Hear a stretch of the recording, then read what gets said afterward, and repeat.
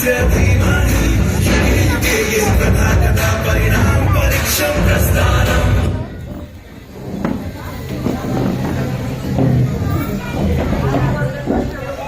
down, sit down.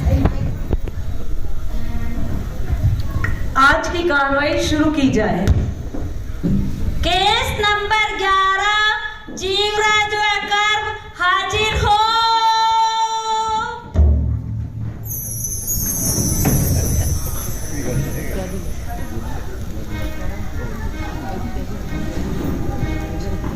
Jivraj, आपकी तरफ से कौन लड़का आ रहा है?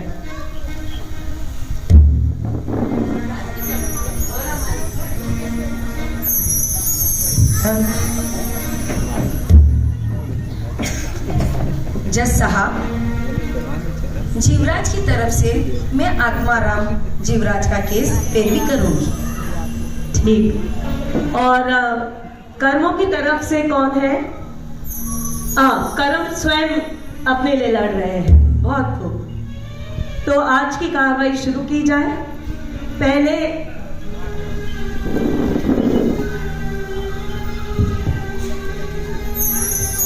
आज की कार्रवाई शुरू की जाए। किसको हाजिर करना है? आरोपी ज्ञानावर्ण कर्म हाजिर हो।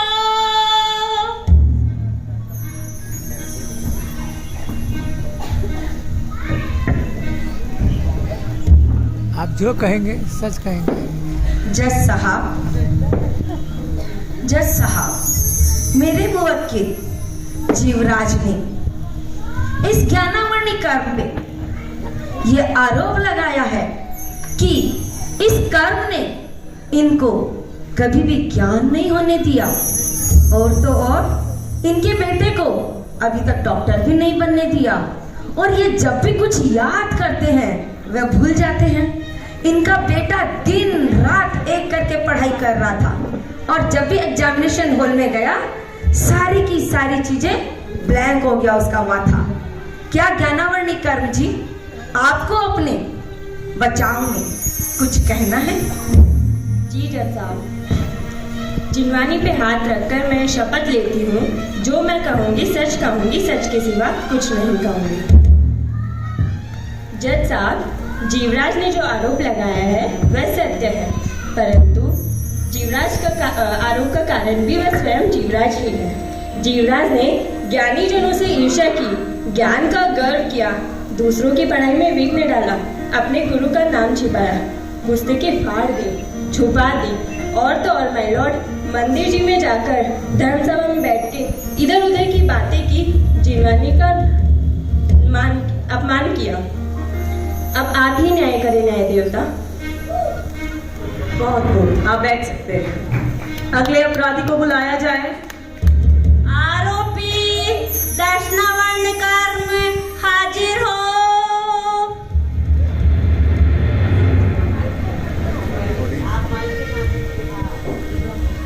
छोटा लंबा। जज साहब, मेरे मुवक्किल जीवराज ने इस दर्शनावर्णी कर्म पे यह आरोप लगाया है कि इस दर्शनावर्णी कर्म के कारण उनको कभी भी कहीं पर भी जाने से दर्शन ही नहीं हो पाया।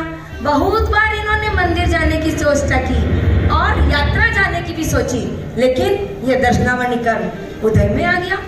और तो और स्विट्जरलैंड जाना था इनको, वहां पर भी ये कर्म उदय में आ गया। तो क्या कर्म जी, दर्शनावर्णी जी, आपको अपने बच्चों में कुछ कहना है? जी जज साहब, जीवराज का ये आरोप एकदम सही है। जी जज साहब, जीवराज का ये आरोप एकदम सही है, लेकिन मैंने ही इनके दर्शना में बाधा डाली है, लेकिन जीवराज ने स्वयं ही तो मुझे ऐसा करने के लिए प्रेरित किया है। जीवराज ने स्वयं बहुत जनों को देव दर्शन करने में, तीर्थ यात्रा करने में विघ्न डाला है, अपनी दृष्टि का गर्व किया है। और तो और आपको क्या बताऊं जज साहब, जब ये मंदिर में भगवान का दर्शन करने जाते हैं तो भगवान के सामने खड़े होकर अन्य जनों के दर्शन करने में विघ्न डालते हैं। इस प्रकार गलत गलत कार्य करके उन्होंने स्वयं मुझे अपने पास बुलाया है। मैंने तो अपना कार्य ईमानदारी के साथ पूरा किया है। जो जैसा करता है वैसा ही फल पाता है। जैसी करनी वैसी भरनी, इसमें मेरा क्या दोष। अब आप ही न्याय करें न्यायाधीश जी। देवराज, क्या आप इसे कब करते हैं? मानते हैं ना? चलिए आप बैठ सकते हैं। अगले अपराधी को बुलाया जाए। आरोपी वेद्य कर्म हाजिर हो।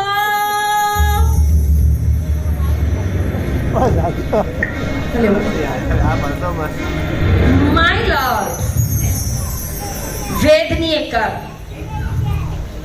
मेरे मुवक्किल जीवराज का यह कहना है कि इस वेदनीय कर्म ने इनको कभी भी सुख नहीं दिया, और यदि सुख दिया भी तो एकदम राई के बराबर, और दुखों का हमेशा पहाड़ इनके ऊपर तोड़ के रख दिया।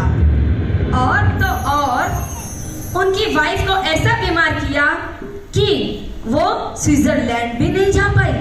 तो वेदनीय कर्म जी, आपको अपने बचाव में कुछ कहना है? जी, मुझे जरूर कुछ कहना है।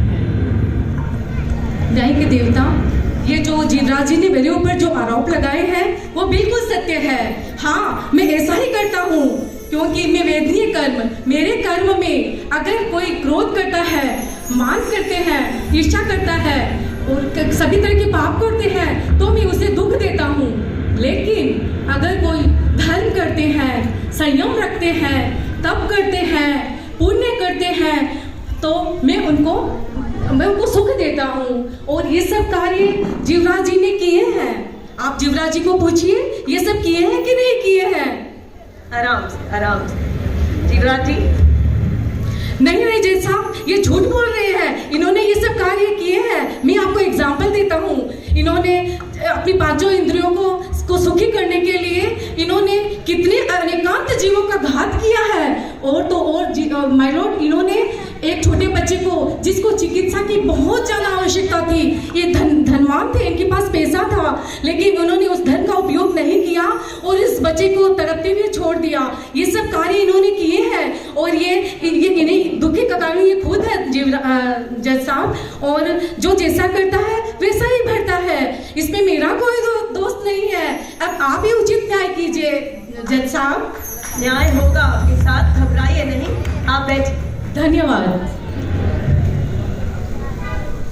अगले अपराधी को बुलाया जाए।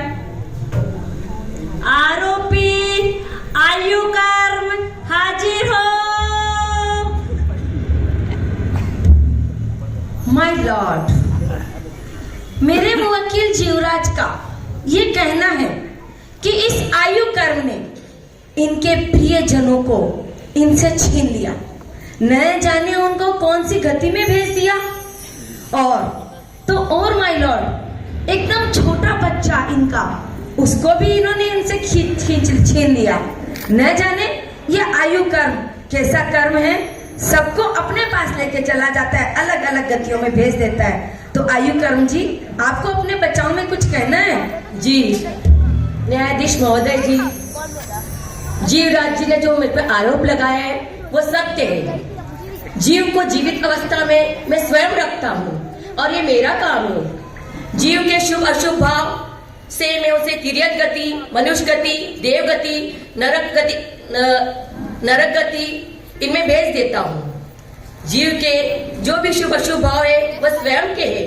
इनके जो नाते रिश्तेदार हैं उनके कर्म के अनुसार उन्हें कोई तो जल्दी मर जाता है और कोई लंबी आयु लेता है। अब इसमें मेरा क्या दोष है?